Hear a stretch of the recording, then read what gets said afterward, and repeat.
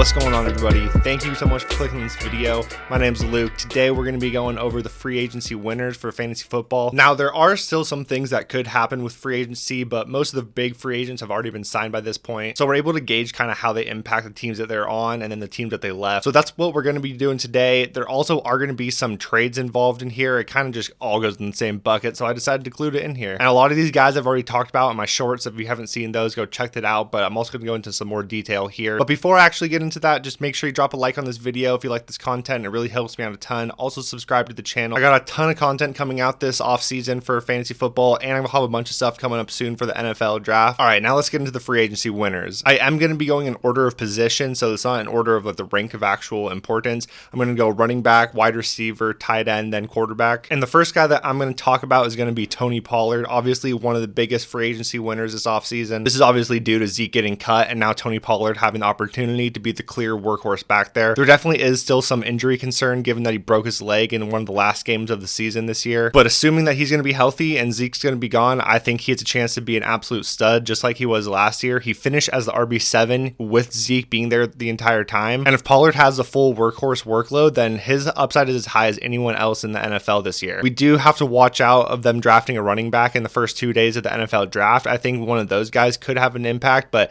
if they take someone in the 4th round or later, then I honestly suspect them to do that. They're not going to go in with basically Tony Pollard being their only running back. But if it's not someone in the first 3 rounds, then it's very unlikely it'll really take away a lot of value from Pollard. So need to watch out for that. But right now, Tony Pollard, one of the biggest free agency winners. The next guy who I think is a big winner, who I have seen some debate on, is going to be Miles Sanders. I personally think he is a massive winner. He got the largest free agency running back contract this offseason, which is actually really important because that means that they're invested in him and they want him to be a part of this offense. So he's going to get volume there. And that's really the main reason why I think he's a winner, is because he's going to be the clear workhorse back there. And in a lot of cases in fantasy, when it comes to the running back, that's all you're really looking for is volume. He has the opportunity to get 300 touches, and if he does that, he's going to be a top 15 back. The offense obviously won't be as good as it was in Philadelphia, but when you're getting 300 touches, you're still going to be valuable for fantasy. And so I think he's going to have a really safe floor. Probably not a very high upside, but someone who can definitely contribute to your team. And given where he was last year and where he probably was going to end up this year, I think he's definitely a winner. Another person who I think is a winner, who's kind of on the flip side, is Rashad Penny. Obviously, Miles Sanders left the Eagles, and with Rashad Penny signing there, he's going to have an opportunity to lead that backfield.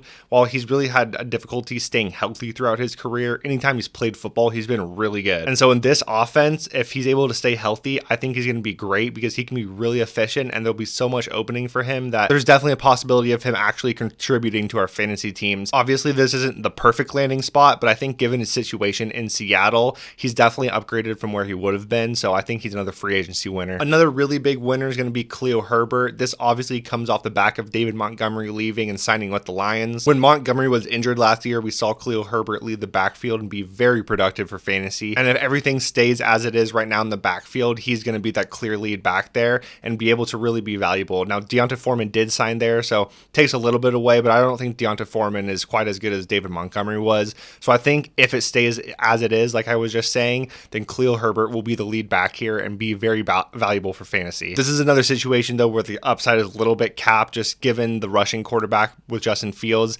kind of similar to the Eagles with Jalen Hurts, where a lot of that goal line work is going to be taken away. A lot of just the rushing opportunity will be. So there definitely is a capped upside, but still somebody who I think can be a running back too this upcoming year. Now again, on the flip side, another winner I think is David Montgomery signing with the Lions. Jamal Williams left the Lions this offseason, so David Montgomery stepping in and basically taking that role from him. He led the NFL in touchdowns last year. Obviously, I do think that there is some negative regression due here, where I don't think David Montgomery is going to lead the NFL in touchdowns last year, but he's going to be put in a lot of opportunities to score touchdowns on the goal line, and he's already shown an ability to do that, so I think he's going to be very valuable for fantasy. Another probably middling, low-end RB2, but just given what could have happened and kind of what was happening at the end of last year, it's definitely an upgrade from where he was. And the last running back I want to talk about is going to be Samaje Perine. He signed with the Broncos, and this basically comes from Javonte Williams' injury. We don't exactly know how healthy he'll be to start the year or if he will be healthy. I personally don't think that he's going to be, but I mean, what do I really know? Javonte's injury seems very similar to what J.K. Dobbins had a couple years ago, and J.K. Dobbins wasn't healthy to start the year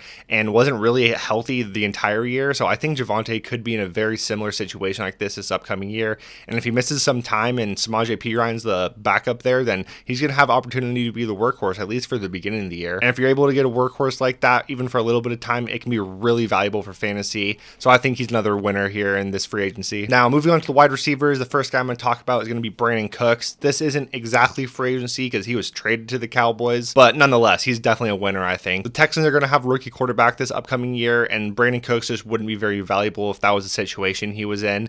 And the Dallas was in dire need of like a second wide receiver option. They definitely thought that Michael Gallup could have been that, but we kind of saw that wasn't really the case last year. And regardless if you think Brandon Cooks is washed up or not, he's basically been a 1,000-yard receiver every year of his career. He's only 29 years old, and I think as a second fiddle to CeeDee Lamb, he'll have a bunch of opportunity to be really good. Another winner, I guess not totally yet, but gonna be a winner, is Garrett Wilson. Obviously, this comes from Aaron Rodgers wanting to get traded there. While this hasn't officially happened yet, once it does happen, I think Garrett Wilson, the ceiling is as high as it can be. I probably have him ranked right around that wide receiver 7-8 area once that's the case. So another obvious winner. Again, though, like Brandon Cooks, not totally from free agency, from a trade, and it hasn't been finalized yet, but I mean, it's just a matter of time. So another person I want to mention that is definitely a winner here. Continuing on with that trend, I'm also going to have Elijah Moore. I think he is another winner. He got traded from the Jets to the Browns, and it really just seemed like the Jets didn't really like him and they weren't going to utilize him. And they signed Allen Lazard, who was one of Aaron Rodgers' favorite targets. So there just wasn't going to be any opportunity for him on the Jets. So while he might not be guaranteed to be very valuable for fantasy, at least he has the opportunity on the Browns to be a part of an offense and show that he is worth something. So I definitely think he's a winner just because of what was going to happen. I think that he really has an opportunity now to produce for a team and be the wide receiver 2 for them. So regardless if he's going to be good or not, I think he's a winner. Moving on to the tight ends, I think one of the biggest winners overall in free agency for me personally is going to be Darren Waller. He was traded from the Raiders to the Giants. Kind of weird for the Raiders, just given that they signed Jimmy G and he's known to love his tight ends. So I thought that they would want to keep him around for that, but I guess not. Regardless, I don't think he was going to be that valuable on the Raiders, just given Devontae Adams being there, and I don't really think Jimmy G is able to support more than one good weapon, at least fantasy-wise. So getting moved to the Giants, where he seems like he's going to be the clear number 1 target there, is definitely an upgrade in my opinion. While Daniel Jones might not be an elite quarterback, it's not like he was playing with one, and when it comes to tight ends, all you can really ask for is a lot of volume, and I think on the Giants, he's going to get some of the most volume he could have got with any team. So I think given that situation, he's definitely a winner here in free agency. Another kind of undercover winner I have the tight end position is going to be Irv Smith Jr. Kind of thought he was honestly dead for fantasy, but he's only 24 years old, and he was behind TJ Hawkinson, which is why I kind of thought of that, but I kind of forgot he's a free agent, and he just signed with the Bengals, and Hayden Hurst is gone too, so it seems like Irv Smith is going to be their tight end, and there's obviously just a lot of opportunity there, one of the best offenses in the NFL, so if he's just going to be a part of that offense, it just gives him some opportunity to at least be valuable again. So moving on to the quarterbacks, I'm going to have Justin Fields as one of my first winners here and one of the biggest winners in free agency. A lot of this definitely comes from them getting DJ Moore, who can finally be that clear wide receiver 1 that Justin Fields has needed. I'm not really sure though if I should put DJ Moore as a winner or a loser. He's not going to be included on either of these lists because I honestly think that his value stayed somewhat neutral. If anything, I think it probably went up a little bit, but regardless, I'm just not including him here, but wanted to mention that I'm not going to have him here because it's really hard to tell in my opinion. But I do think this is a massive win for Justin Fields. On top of getting DJ Moore, they have a bunch of other draft capital so they can protect him hopefully better, because that is something that they definitely needed. Now having Darnell Mooney, Chase Claypool, Cole Kmet all as